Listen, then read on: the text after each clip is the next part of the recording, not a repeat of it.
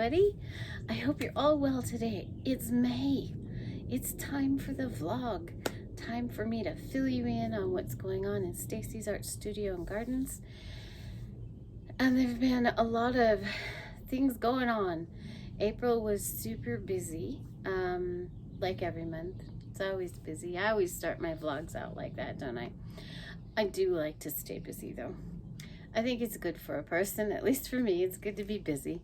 I am working on, and I have always worked on it my whole life, not being too busy.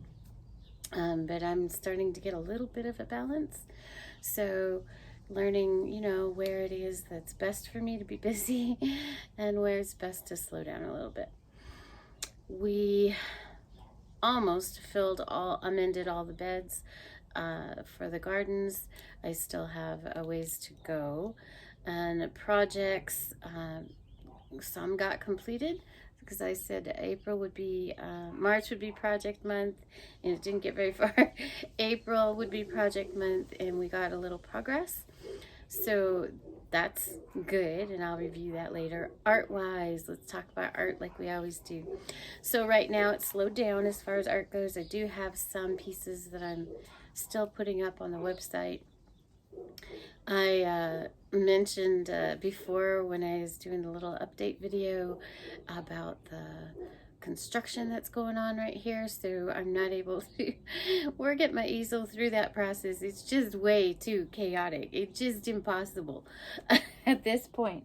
It's hard to focus on being creative, but the lotions are still being made, which is really cool. So that's kind of where art is right now. It's kind of being put on the back burner, but like I said before, that's usually what happens in the summer because the gardens really take over. And this year, more than ever, when I started doing all the gardens, the front, the desert cottage garden, the back gardens, and then the secret garden, which is where I am right now. I'm in the secret garden.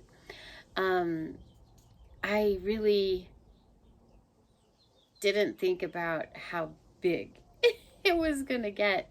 I just kept planting things, and this year it's lovely because it's huge, but it only needs maintenance now, and everything has been really well trained to be drought tolerant, unless we have a really long extended drought. Then I will lose things, and that's just the way it is, and then I'll just have to replant. But when I started, we had very rainy seasons, at least for here in New Mexico. And so it was really handy. As I was planting, I knew we had water, we had rain. It was actually pretty heavy the first couple of years. And so everything had a really good start. And then I have been doing this layering thing. And to be honest, I didn't really plan it out, but I just kind of went with what I remember worked in this tough clay sand soil. A lot of compost.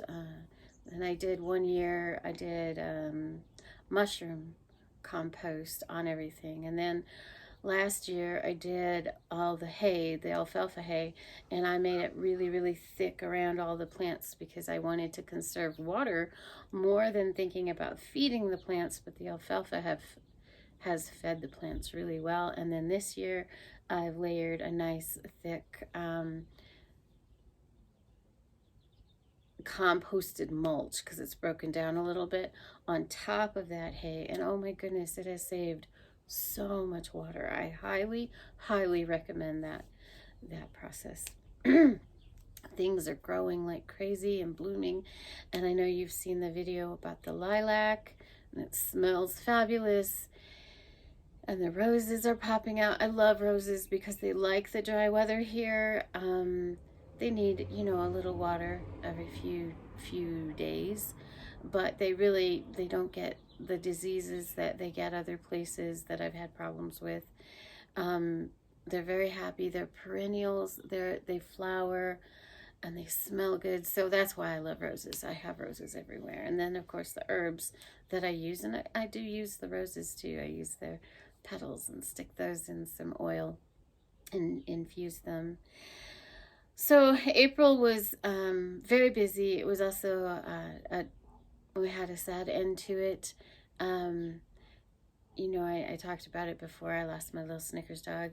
He was 18 years old. He was an old guy, and he lived a really great life.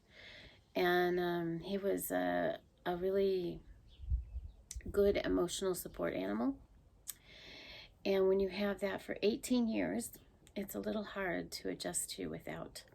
So I'm not going to talk about it too long because I'll get upset. But I am grateful that I had him for so long. And I'm grateful that we got to go on some great trips with him and all the things that he loved to do. So it's just about adjusting now. And of course, I have my Molly dog who I adore. I just adore her. She's a lot of fun. She's different than Snickers dog was. And she's getting used to being without him too. It hasn't been easy for her either. Even though they really didn't get along that well. He really didn't like her. You know, he was old when we got her and he just didn't adjust to her. So I felt that he had given us a beautiful long life, and so we owed him his declining years to be comfortable. So that's why he was mostly in the master bedroom area with his little secret garden. And they would visit through the gate because he would get aggressive with her, and then I was worried that she'd, you know, hurt him because he was so much smaller than she was. So we just kept them somewhat separate. They visited, like I said, and so she's really missed him. And so, you know, it's an adjustment. And, you know, I never believe in owning animals. I believe it's a right and it's a privilege. It's a responsibility to care for these creatures that give us nothing but joy. And so, anyway, that's what was going on in April. And we're going to move on from that. Exciting new stuff happening. Oh my goodness. So I did the little update, and my little studio has been fabulous for, you know, painting in.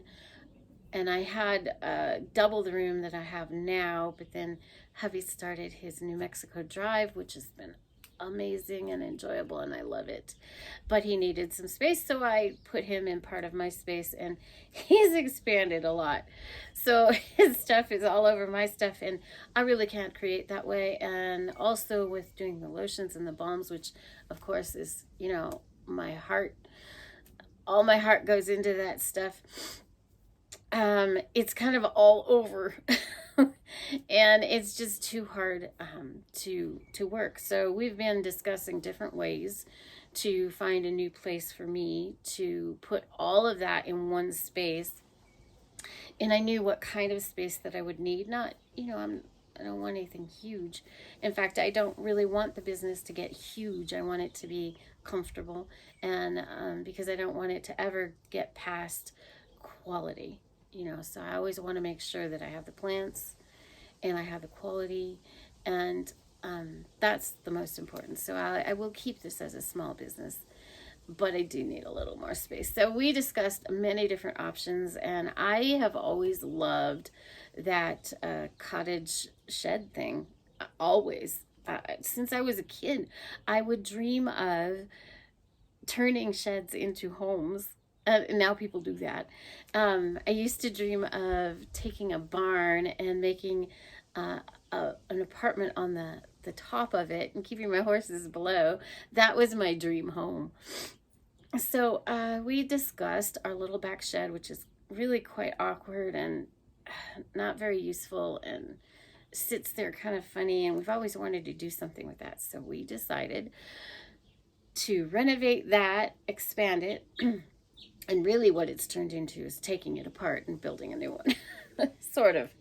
And we're reusing the materials.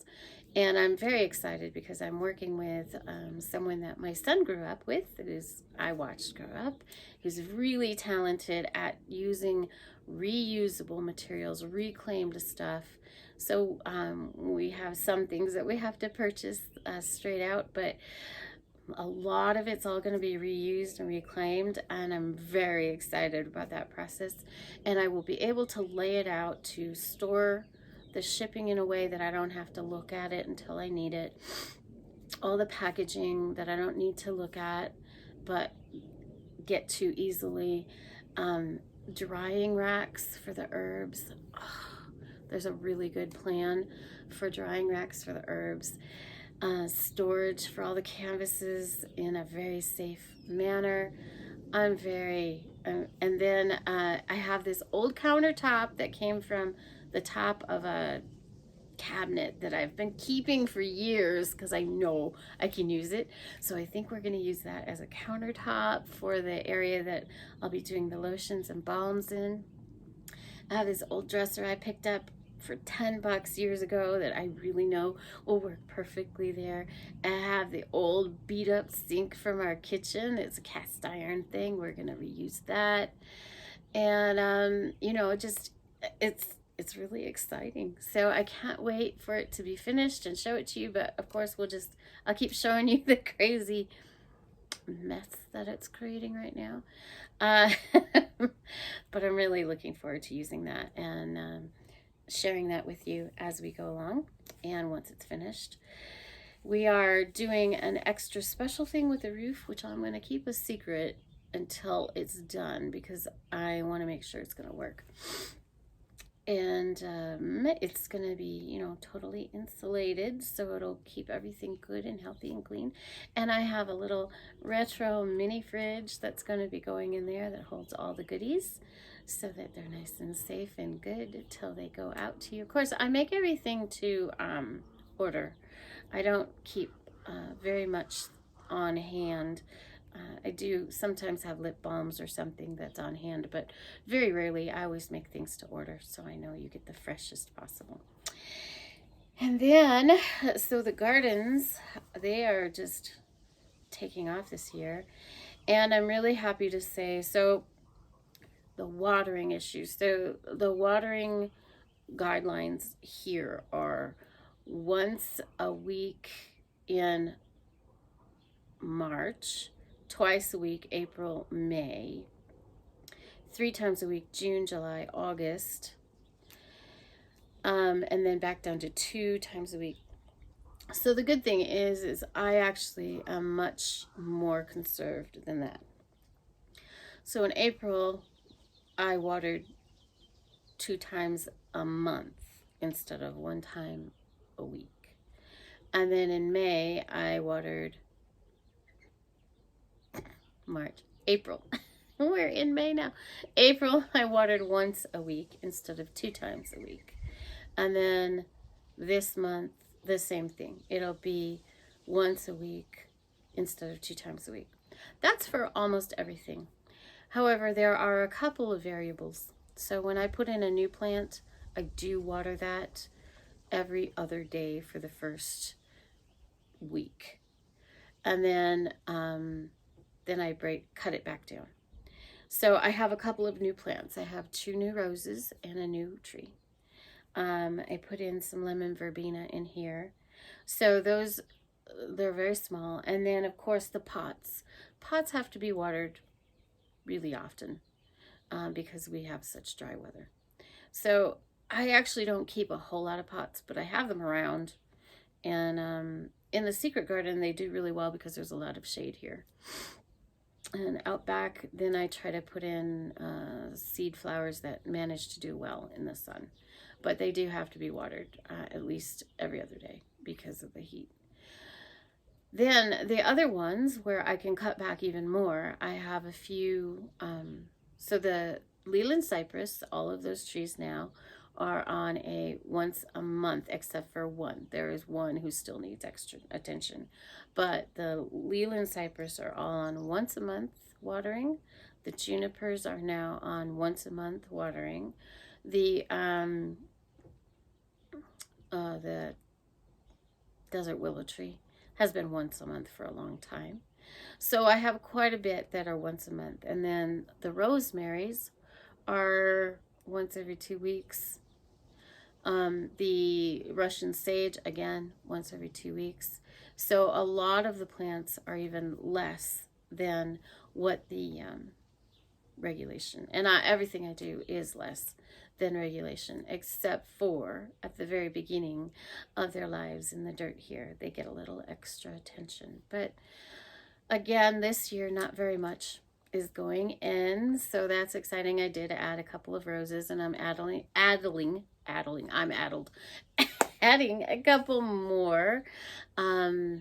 Over on the other side of our house, the neighbors had some big trees, and we had really nice shade from those trees. However, those roots from those trees started to lift up out of the ground and started to push our shared wall over. So they had to take those trees down, and we lost all the shade on that side of the wall. So I'm putting in a couple of roses there to grow up the side of the wall. Ooh, the words are getting all stuck, aren't they? Grow up the side of that wall, which will help with the shade on the house and energy conservation there. And then I added a pear tree in the front, also mainly for shade on that other side of the wall, so that we can try to help, the house have more conservation. I will be putting in a rose by my new studio. I can't wait to show you where it's going to go. It's going to be very cottagey, a little bit hobbity, because, well, it has to be, right, for Stacy. And then I might put in one more pear tree. So not a whole lot this year, which is good because it's going to be a rough, dry year. So I don't want to plant too much stuff right now. And I'm trying to work on the other green spaces, the grassy areas, trying to get a lot more clover in it. The Mexican feathergrass, out of control. Okay, so if you want something that you can't stop from growing here in New Mexico, do that. Because you just can't. They spread like wildfire. And they're real pretty. They're not too hard to pull up, so I let them go. I mean, they are everywhere, and it's all my fault because I planted a couple in myself. I think I planted 7, and I must have 100 around the place. But it's nice to have that. I really enjoy it in the winter because they don't turn completely brown, and then they're also beautiful for the wind. They're nice and flowy and windy, so I love that. Hubby is going to start helping me film the tours so that I can be in front of camera, and I can also sign for my deaf friends. So I'll be doing 2 separate videos for the tours like I do for the teas, so that I can do a little bit more of that. Plus it'll be better quality for you guys. I'm hoping it'll work out really well. It's just we have to organize this. We have some birds having an argument. Did you hear them argue? Over here behind the camera, there's the big rose, the Lady Banks rose, and then the other one that has little white flowers on it. And that both of those roses, I am disappointed in that they only bloom in the spring. But I love the green from them, so we're not going to pick on them. But anyway, in that, it collects a lot of birds, which is just amazing. I love that. And we have doves who nest in that rose every year since it's gotten that tall. So the past 3 years, we've had doves nesting in the tops up there. And I have never seen the babies, but the neighbor tells me about them. And they come and they go. The mom and dad come and go. It's just, that's an amazing thing about putting in some plantings. You collect birds. The birds in the backyard, just, so many. And then I've added some water places, which I'll talk about when we do some tours. And every morning, the birds are just congregated there. Last year, I was able to keep one in all year because I put one of those little heaters in it, and it never did freeze, and the birds really appreciated it. So I love that. And also the ground has stopped eroding, moving, because all the The roots are holding everything in place. We've got shade on the house, so we are using less energy, less. It's really, it's amazing how it all works. It's lovely. And then here in this space, I use to dry my clothes, so using even less energy because I'm not using the dryer in the house. Now in the winter, sometimes I have to use the dryer, but almost, you know, through the, I would say about 8-9 months of the year, I am drying everything out here. So that saves energy. And so all of these things do a lot of really great benefits for all of our lives. And bees. The bees are here. They're early this year. I'm so happy. Last year, I was so worried because they didn't come. But this year, I've already seen a handful of little bees working. I've seen a really cute bumblebee already. Big fat bumblebees. They're just so sweet. I love them. And then little honey worker bees. They're out there. So thankfully, I've got some early bloomers like the lilac and the early roses, and the roses are starting to pop out. I can't wait to show them to you. So a lot of really great things are going on here in the art studio and gardens. One last note I'd like to mention is I am actually adding another name to my business, and that's Stacy's Naturals. And the reason I did that is because of labels. To be truthful, putting Stacy's Art Studios and Gardens Studio, I always forget that too, Art Studio and Gardens on a little label, way too complicated. So we decided to add a Stacy's Naturals to it. So now I have 3 names, and whatever name you choose to type in, you're gonna find me. And I have new labels coming, which is very exciting because I'm working with actually the young man who's helping build the studio. His sister is who's doing the labels for me, designing them. And I forgot to bring my business card out here. Next month I'll do that. I'll show you the new logo for the business card that she did for me. So I can't believe I didn't bring it. Oh well, next month I will show it to you. It's lovely. And so there you go. That's all the news for Stacy's Art Studio and Gardens. And I think it's gone on too long to be on totally on Instagram. So, oh well. Have to jump over to, you know, YouTube. I'll put that in the notes for all the Instagram folks. Thank you again. We are going into the 4th year of gardens. And I have to tell you, the early videos I did were horrible. But I keep them because you can see how big of difference. And I really wish I had started when it really started. I wish I had started documenting with video so much earlier because it was so much different even then. I have pictures, but I don't have video documentation. So I really regret that. So if we ever go on to a different place, I will start much earlier in that process. I don't really want to think about going on to a different place. Hopefully that doesn't happen, but you never know in life. So there you go. Look forward to this growing season. It's time to sow the seeds. Next week is when I plant here. I usually wait until the first of the 2nd week of May because I just don't trust it. Although this year I just feel like we are past all the cold fronts, and I'm usually right about that. Sometimes I'm wrong though. It just happens. So I'm going to be busy finishing amending beds. I still have a few to go, a little more mulch to haul, and construction. All right. Stay tuned to see what happens. Bye.